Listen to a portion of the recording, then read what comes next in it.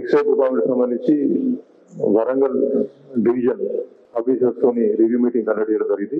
ఈ మీటింగ్ కు 17 excise station సంబంధించినటువంటి ఎస్హెచ్ఓలు, sub inspectors, assistant excise superintendents, DTF enforcement teams and senior officers అందరూ కూడా పార్టిసిపేట్ చేశారు. వరంగల్ జిల్లాకు సంబంధించి వరంగల్ జిల్లాకు సంబంధించి క్రైమ్ కానీ ఎన్ఫోర్స్మెంట్ యాక్టివిటీ ఇవన్నీ కూడా రివ్యూ చేయడం జరిగింది. గౌరవ ముఖ్యమంత్రి గారి ఆదేశాల మేరకు తెలంగాణను డ్రగ్స్ ఫ్రీ స్టేట్ చేయాలని చెప్పి వారు డైరెక్షన్ ఇవ్వడం జరిగింది. వారి ఆదేశాలకు అనుగుణంగా తెలంగాణను డ్రగ్స్ ఫ్రీ స్టేట్ గా చేయాలని చెప్పి ఆ ప్రయత్నంలో ఎక్సైజ్ శాఖ కూడా నిరంతరం శ్రమిస్తున్నది.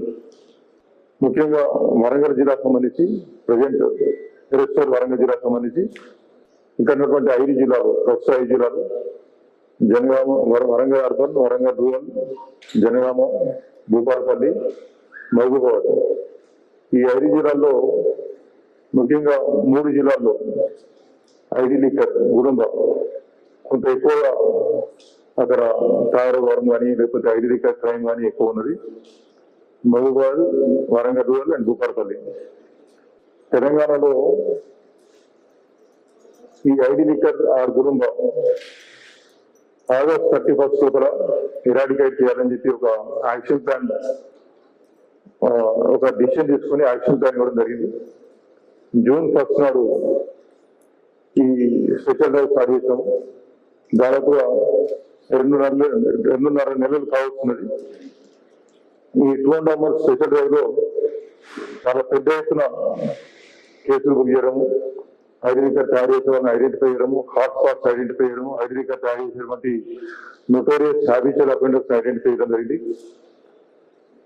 దాడులు నిరంతరంగా కొనసాగుతున్నాయి.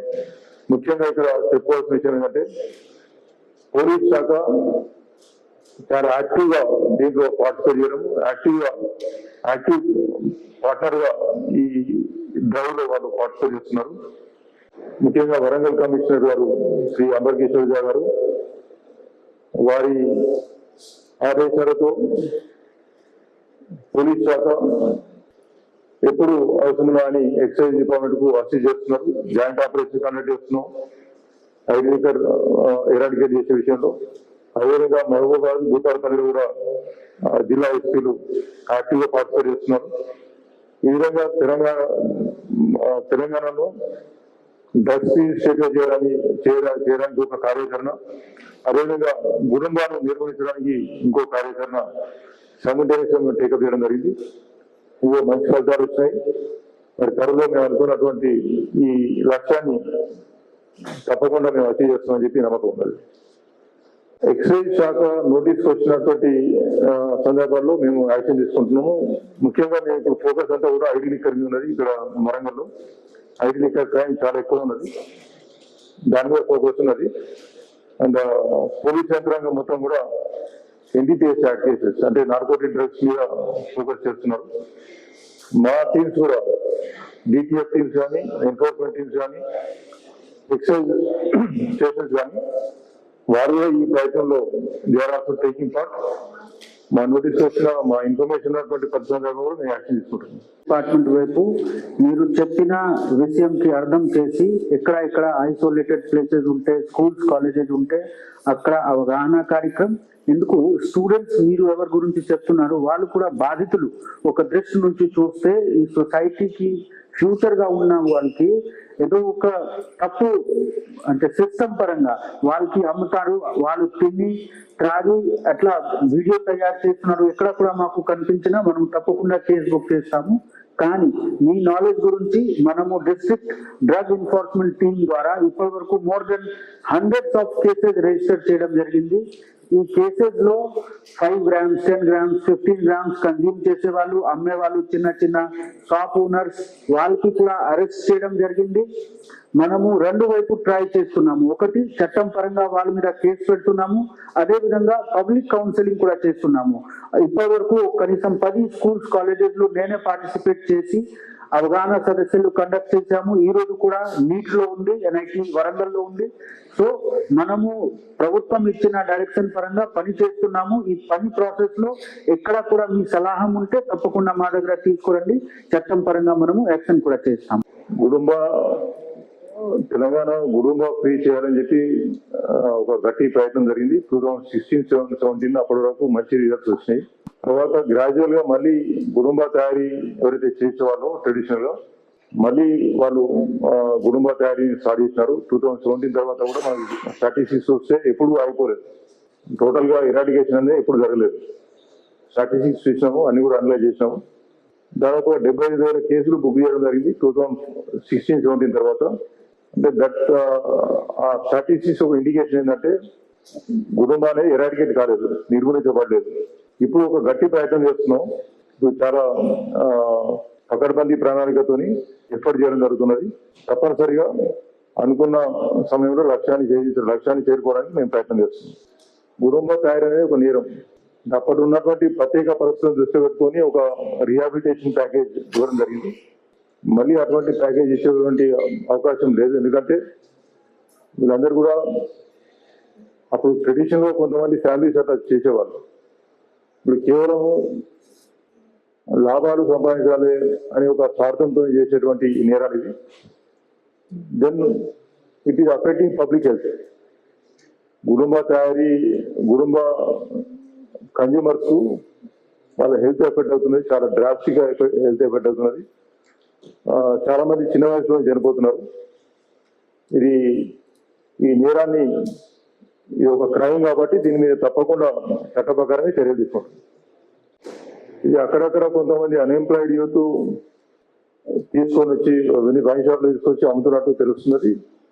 ఎంక్వైరీ చేస్తున్నాం, ఎంక్వైరీ చేసి యాక్షన్ ఇస్తున్నాం. ఈ గంజాయి కేసెస్ లో జనరల్ గా విక్టిమ్ గా ఉంటారు. అంటే వాళ్ళకి అమ్మే వాళ్ళు ఉంటే వాళ్ళు కన్జ్యూమ్ చేస్తున్నారు.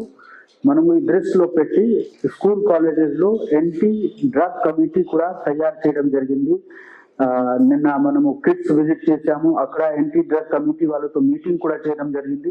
అదే విధంగా ఏ కాలేజ్ లో యాంటీ డ్రగ్స్ కమిటీ లేదు అంటే స్టూడెంట్స్ లో ఫస్ట్ లెవెల్ ఆఫ్ డిఫెన్స్ వాళ్ళే చేయాలి.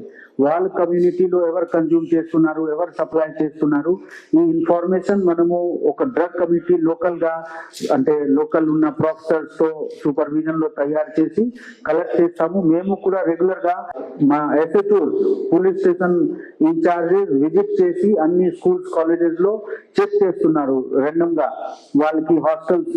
కానీ చాలా ప్రైవేట్ హాస్టల్స్ హనంకొండలో ఉంది.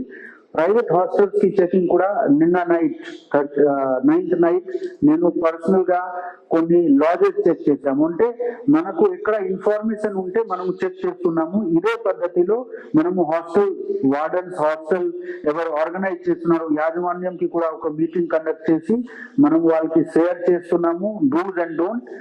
ఎట్టి పరిస్థితిలో వరంగల్ కి డ్రగ్ ఫ్రీ చేయడానికి మనము సిద్ధంగా ఉన్నాము.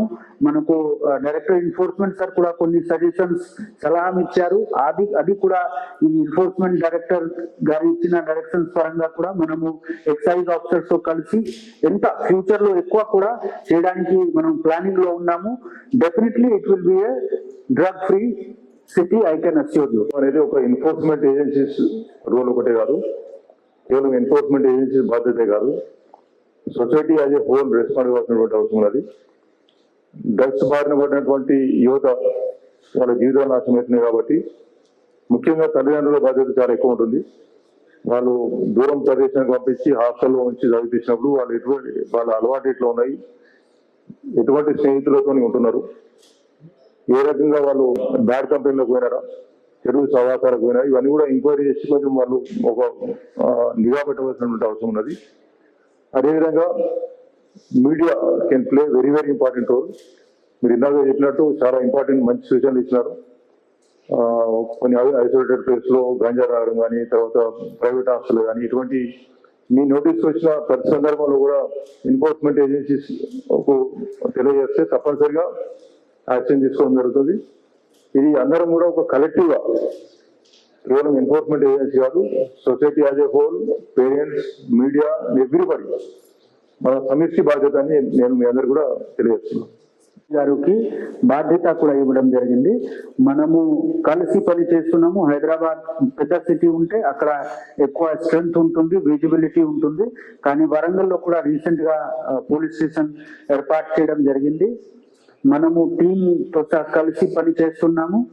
అండ్ మీకు నేను అష్యూర్ చేస్తున్నాము, మీ దగ్గర ఉన్న అన్ని ఇన్ఫర్మేషన్ మీరు నాతో షేర్ చేయండి. అంటే ఎవరు పబ్లిక్ కి షేరింగ్ కోసం ఒక ప్లాట్ఫామ్ ఇవ్వడం జరిగింది.